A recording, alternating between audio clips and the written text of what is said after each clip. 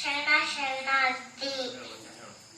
ಕಲ ಬೇಡ, ಕುಲ ಬೇಡ, ಉಸಿರು ನುಡಿಯಲು ಬೇಡ, ತನ್ನ ಬಣ್ಣಿಸು ಬೇಡ, ಇದು ಅಳಿಯಲು ಬೇಡ. ಇದೇ ಅಂತರಂಗ ಶುದ್ಧಿ, ಇದೇ ಬಹಿರಂಗ ಶುದ್ಧಿ, ಇದೇ ನಮ್ಮ ಕೂಡಲ ಸಂಗಮ ದೇವನಲ್ಲಿ ಸರಪರಿ. ಅತ್ತಲಿತ್ತ ಹೋಗದಂತೆ ಹೇಳವನ ಮಳೆಯ ತಂದೆ, ಸುತ್ತಿ ಸುಳಿದು ನೋಡದಂತೆ ಅದಕನ ಮಳೆಯ ತಂದೆ, ಮತ್ತೊಂದ ಕೇಳದಂತೆ ಕಿವುಡನ ಮಳೆಯ ತಂದೆ.